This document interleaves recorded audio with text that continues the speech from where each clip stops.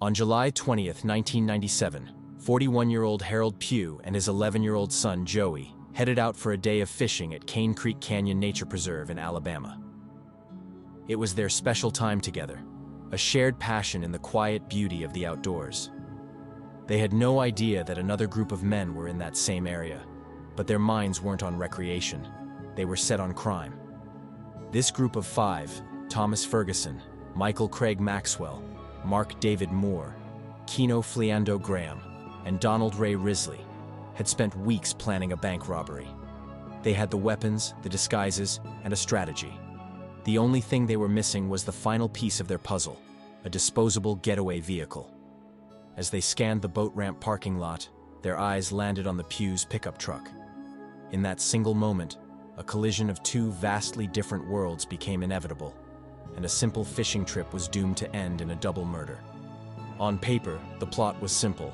The five men, some of whom were former co-workers, had decided robbing a bank was their path to easy money. They gathered their guns, radios, and disguises for the heist, targeting a bank in the nearby town of Belmont, Mississippi.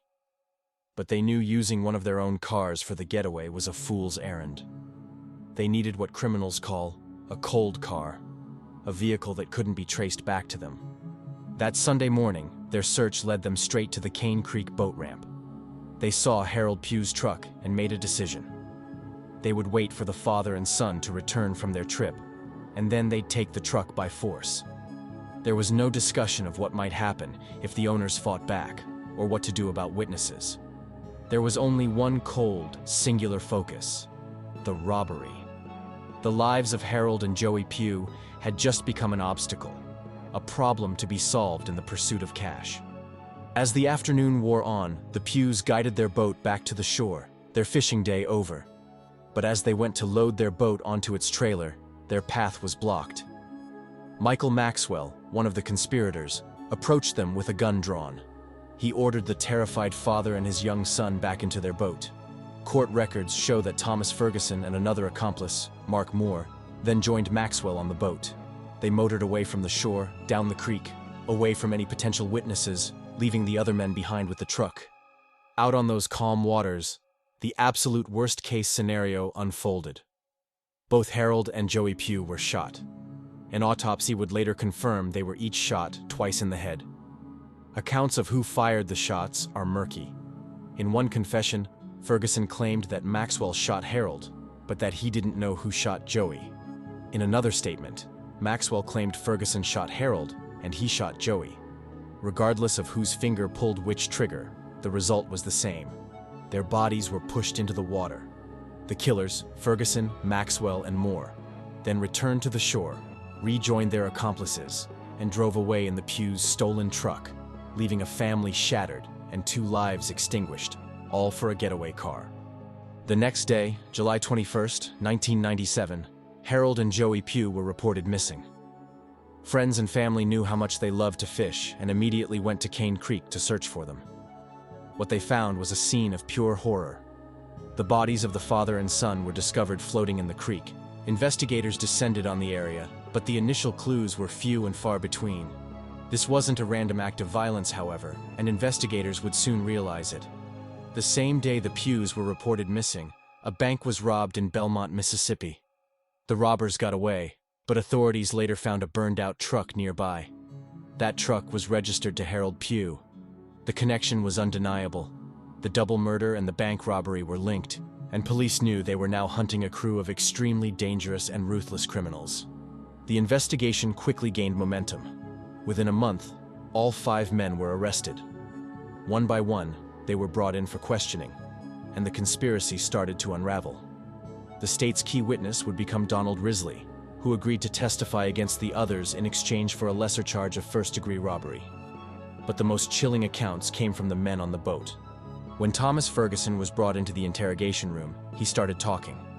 Following his arrest, he gave a statement to police detailing his involvement, but his story was a shifting narrative of blame and self-preservation. At first, Ferguson tried to downplay his role and point the finger at the others. But as the evidence mounted against him and the confessions of his accomplices began to align, his story crumbled.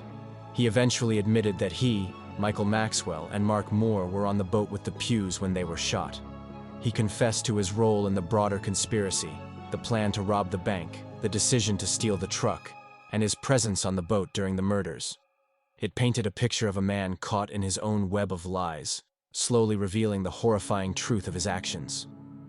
This confession, a detailed account of a cold-blooded crime, would become the centerpiece of the prosecution's case against him. The full picture of this horrifying crime was now coming into focus. A plan for a quick buck had spiraled into a brutal double murder, all for a getaway truck. Before we get to the trial and the controversial sentence that followed, if you find value in these deep dives into complex cases, please take a moment to like this video and subscribe to our channel. It helps us continue to bring these important stories to light. The trials of the 5 men laid bare the brutal details of their plot. 2 of the accomplices, Mark Moore and Keno Graham, were convicted of murder and sentenced to life in prison. Donald Resley, the man who testified for the state, received a 15-year sentence for robbery and was eventually released in 2012. Michael Maxwell, the man who, by some accounts, shot 11-year-old Joey Pugh, was convicted on 4 counts of capital murder. In his case, the jury recommended the death penalty by a vote of 10-2, and the judge accepted that recommendation. Then came the trial of Thomas Ferguson. In June of 1998, he was also convicted of 4 counts of capital murder. But when it came time for sentencing, the jury returned a very different recommendation. By a vote of 11-1, the jury recommended that Thomas Ferguson be sentenced to life in prison without the possibility of parole. For the Pugh family, and for many watching, it seemed like a decision had been made. But it wasn't over. At the time, Alabama had a controversial legal practice known as judicial override.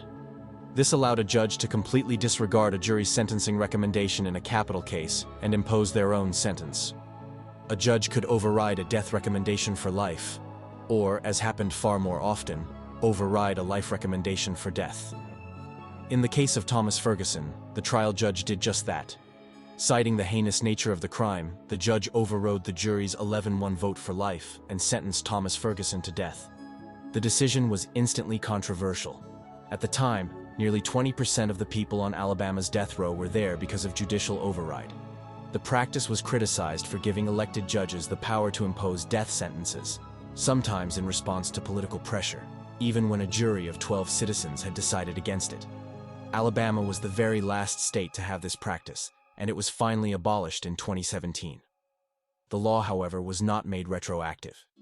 This means that inmates like Thomas Ferguson, who were sentenced by override before the law changed, remained on death row.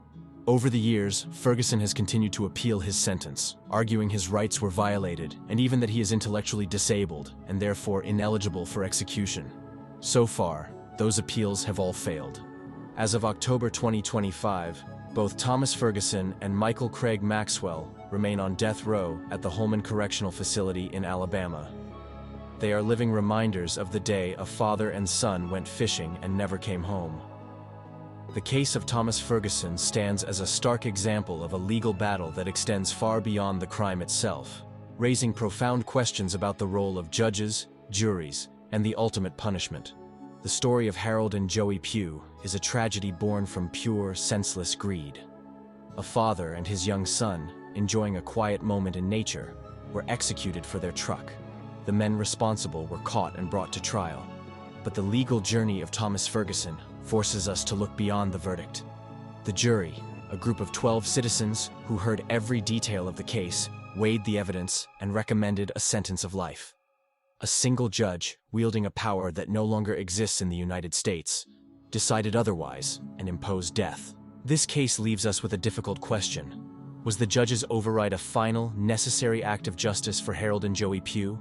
Or did it overstep the will of the community that was represented by that jury? Let me know what you think in the comments below, and thank you for watching.